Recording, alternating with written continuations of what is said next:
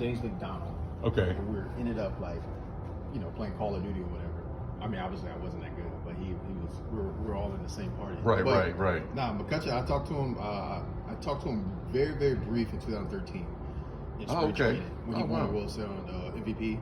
Right. But it was spring training. I mean, it was very brief. Like all brothers when they see each other. Right. So it was kind of like an unwritten rule.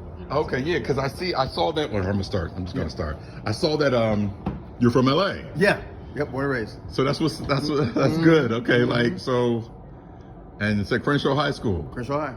Okay, so I'm watching All American on Netflix. You know what? The funny thing is, I still haven't watched it yet. Really? To this day, I still haven't watched it. Okay, so I don't have a Netflix account right now, so I need to bum off somebody's Netflix. Well, I'll let you bum off mine. Yeah. Because I was like thinking like, okay, like the show and everything like that, and the high school, and I was like, wow. Yeah. That's I initially thought about that. It's kind of accurate. Okay. Yeah, I mean, from what I didn't watch it, but from what I heard, it's right. accurate, yeah. Oh, okay, that's good. So I was also thinking like,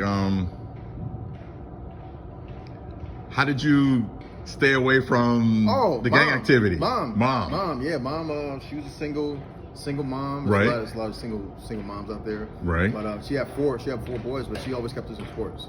Oh, okay. So I was playing baseball. Right. Or I was playing football. But when I got to high school, I didn't play football. Okay. Because they were bigger. So okay. I couldn't really do that. You know what I'm saying? Right. So I feel like I was a lot better in baseball anyway. So I took that a little bit serious and I mean, I don't know. I just worked at it, man. I was the fastest guy going to all these camps and stuff like that. Right. And I was like, damn, I'm not just fast, man. I can hit a little bit and all that stuff too. Right. So scouts started to take some looks, and they started showing up at Crenshaw High, man. And the rest is history, man. I just kind of kept playing. You know what I'm saying? Yeah. It was interesting. I was thankful, man. Like thankful. I mean, yeah, I didn't get millions of dollars out of the draft, but I was thankful to get the opportunity to get out the hood. Right, definitely. Get out the hood, give me a different perspective. You know what I'm saying? Now, since I'm older, that round I went in, it got me to the big leagues because I knew I was an underdog, but they threw a lot of stuff at me, and they're like, hey, switch it. I switch it. My very first year, I hit right-handed. They have you listed still as switch hitting. Yeah, I still switch. Okay. So my very first year in pro ball, I didn't hit left-handed. I hit right-handed. But after the next year, they made me switch it. Oh, okay. So that's what kept me back around the game for a long time. So okay. So I thank the Dodgers for that. Yeah, definitely. Yeah. But so you were drafted by? I thought I saw the Mariners. No, I was drafted by the Dodgers. You drafted by the Dodgers. Okay. I made it all the way to AAA, and they traded me to Seattle. I was with Seattle for only parts of 2 seasons. Okay. So when I got traded to Seattle, I went to the big leagues, and then the next year I came in spring training. I went to AAA half the year. Then I went to the big leagues for the second half of the year. Then they traded me to the Orioles. So I bounced around quite a bit. Man. Yeah, I get it though. I saw that. Yeah. You played like outfield the whole time. I play outfield the whole time. Okay. All right. Yeah. Okay. Yeah. Let's see. Okay. So how old were you started baseball? Like when I first started in LA, I was 3, man. Oh wow. Mom had us on a tee. What position did you play in football? I was a running back. I played flat football too. So I played quarterback, I played running back. Oh, okay. When I did play tackle football, I was like defensive end and offensive line. I don't know. I kind of played everywhere. Okay. All right. But when I got to high school, I said, nah, I can't do this right now, man. They're too big, man. And it was kind of interfering with baseball too. You know what I'm saying? Right. I started to get a lot more. Being recognized. Right. They started sending me to a lot of places, inviting me to a lot of places like San Diego and Phoenix, just to play ball and stuff. But you live in Phoenix now. I live in Phoenix now. Yeah. Okay. I moved out of LA. Oh, that's a different story too. Right. I moved out of LA in 2010. Oh, okay. So I was working for the Urban Youth Academy. Oh wow. I was working there. I was being a coach and all that stuff. And they just opened up, and I was staying at my brother's house in Compton. One night, I just got put on the 40-man roster with the Dodgers. Right. After having a good season, and I was working at Urban Youth Academy, and all of a sudden, in Compton and where I grew up on the west side of LA, that's different hoods. Like that's different, and I'm not too familiar with Compton. Like I wasn't too familiar with it. So one night it was just boom, boom, like all this stuff going on. It was like Baghdad. Wow. So I was like, yeah, that's the last day I'm here. Next wow. morning, I was on the flight to Phoenix. Wow. Yeah. So, Okay. Yeah, the next night I was gone. I hear you. I get that. I got this opportunity to make it to the big leagues. Right. And I'm not gonna be standing in the way of straight bullet. What was weird about moving to Arizona is that it wasn't no helicopters, and everybody thought I was crazy. I was like, damn, man, where the helicopters at? It's peaceful. Oh, okay. Yeah. Right. So yeah, it was a transition I needed. I hear you. Make it, yeah. I'm a peaceful guy anyway. So. I hear you. So let's see. What type of music do you like? Oh man, well I switched up, man. When I was younger, man, I listened to a lot of rap, listened to a lot of hip hop and stuff like that. And now I kind of transitioned to like international music, like Afro beats. I listen to a lot of reggae. Okay.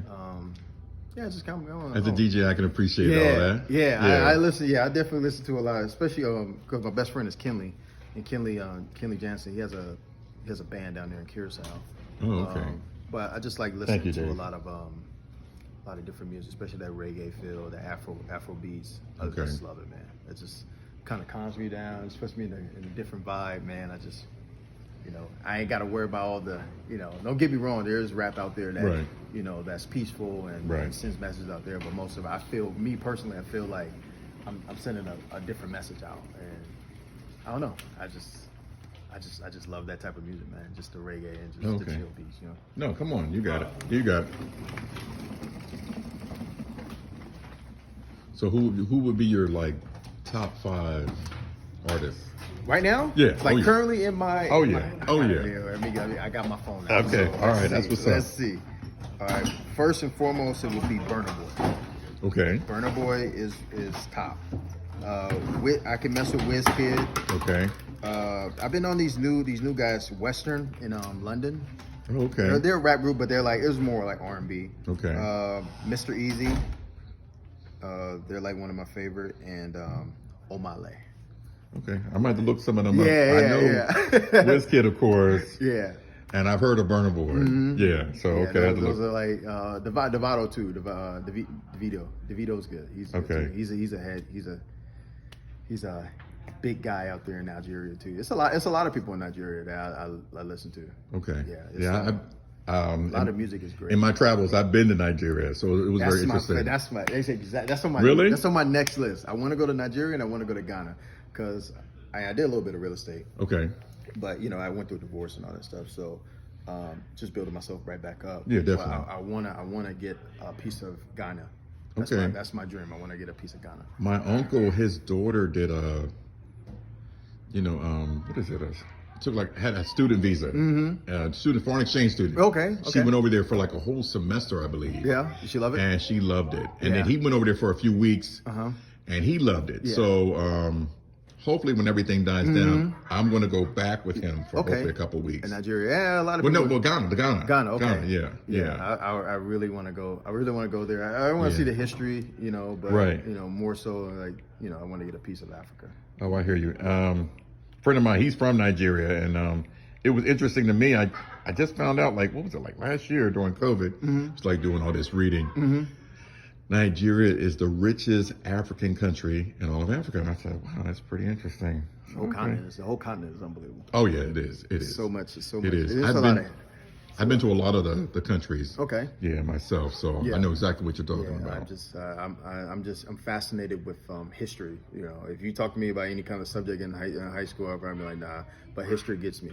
Yeah. I think the history that they teach is different, but I think they're leaving out a lot of parts. Definitely. I think we need to. I think as African American people, I think we need to know African history. Definitely.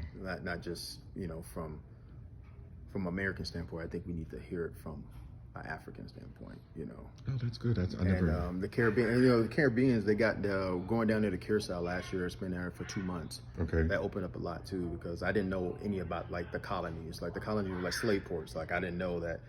The Dutch had slaves in Curacao, Aruba, and Bonaire. Like I didn't know nothing about that. So I know a lot about it now because I'm doing a lot of research, independent research. So okay, that sounds good. Yeah.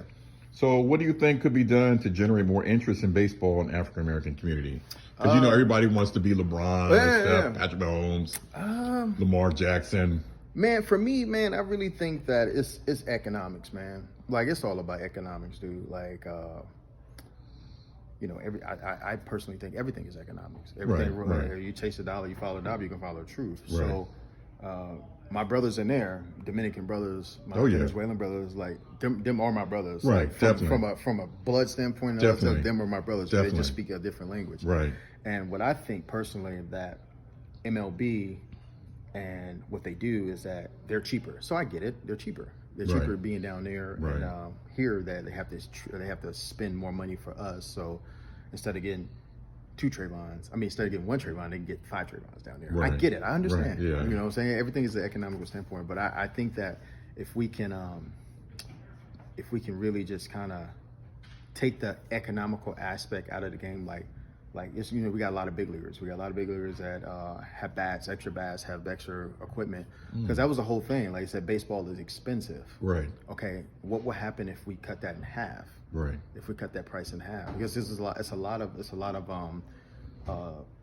travel teams. It's mind-boggling how much they charge for all of these events, like tournaments.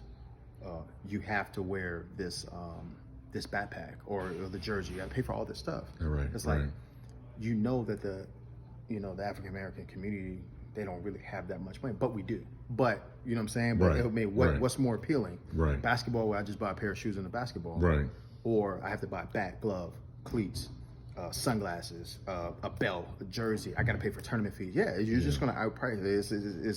It's oranges and apples, like whatever's cheaper. Right. So I think we just need to devise a plan to where it's not an option. Like it's not like a barrier. You know what I'm saying? We can knock the barriers down, but how we're going to do it? I really feel that we have to either come up with something to where an all-black team or all black, like a lower income program that doesn't cost so much money. Right. I agree. To where even supplies are like handed out. I think Players Alliance, they got some good stuff going. They have the stuff coming from MLB. Right. But they have that RBI program. Yeah, as the well. RBI. I came out of the RBI program too.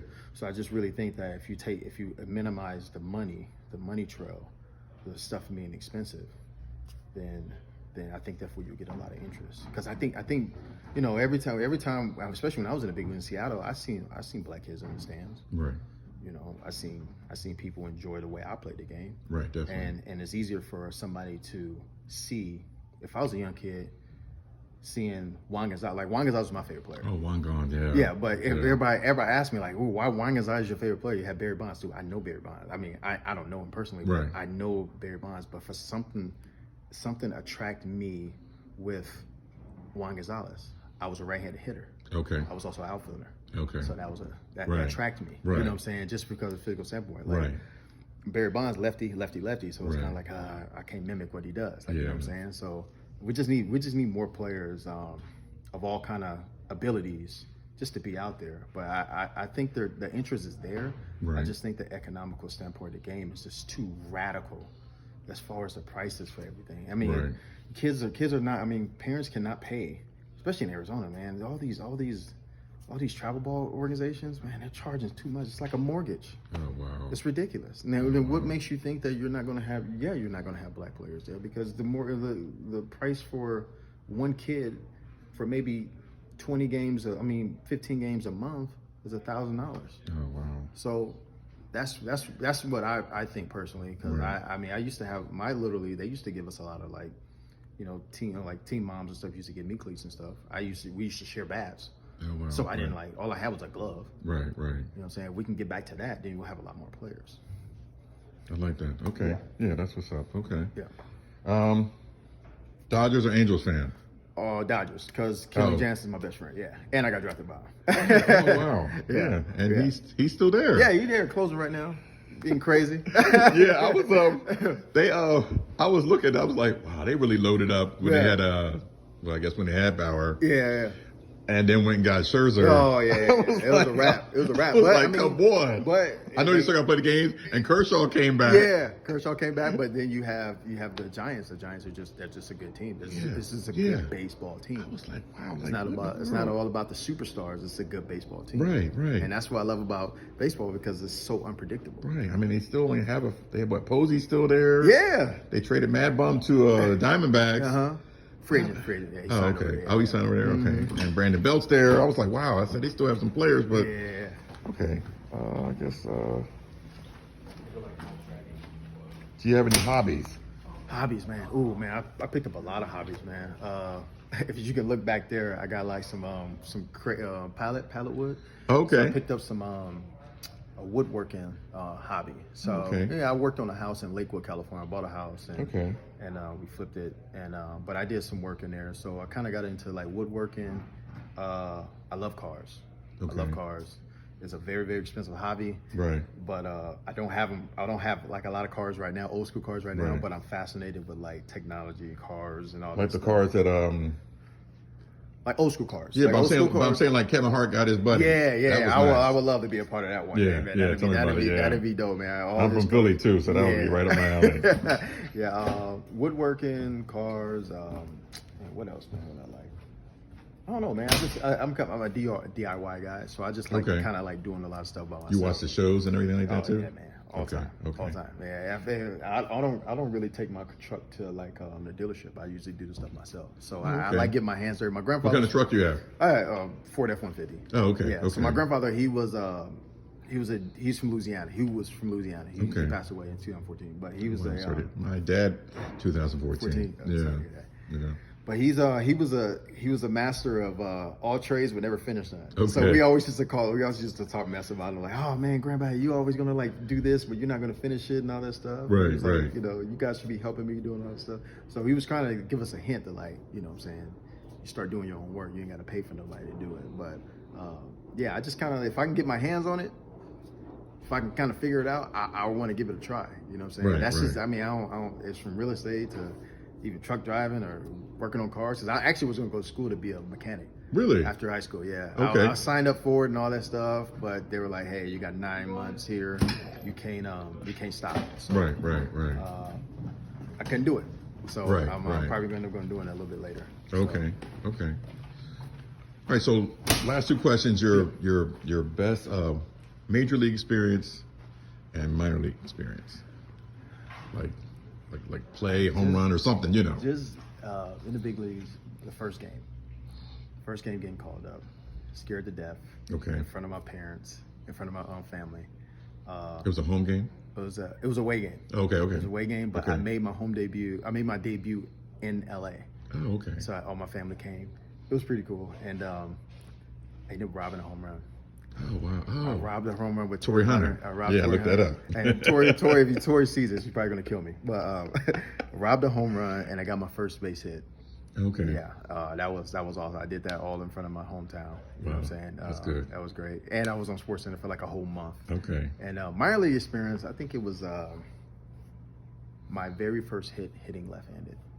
I was off one of my he was like an older guy, Jumbo Diaz. He played in the big leagues with the Reds. Good guy, great guy. Right. But he was throwing 100 miles per hour, and I had no idea what I was doing. It was like one of the fall like instructional leagues. Right. I had no idea what I was doing, and I just went and stuck my bat out, and I got a base hit. And I was like, wow, no way. And then after that, that's when I was switch hitter officially. I heard that. Yeah. I was tripping because the pitcher tonight for the Blue Crabs, he had like 100 and 40-some pitches. I ain't never seen that.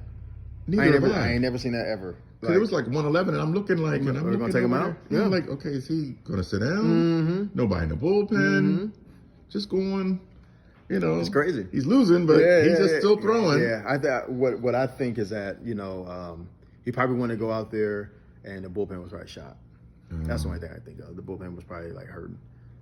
I was like, wow, that's a lot of pitches. Yeah, that's a lot of pitches, man. You're not going to be pitching for. Yeah, Augie, we did that the other day. Really? Yeah, he threw. I think he ended up throwing like 138 pitches, 142 pitches, something like that. I missed that.